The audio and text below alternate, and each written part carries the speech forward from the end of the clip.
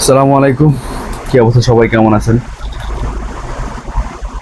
আজকে মনটা খুবই খারাপ।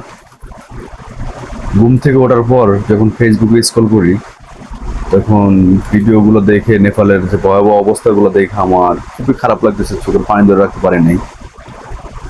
পাহাড় ধসে নেপালের যে ভয়াবহ একটা বন্যা হয়েছে, এখনো বন্যার এক কাটেনি।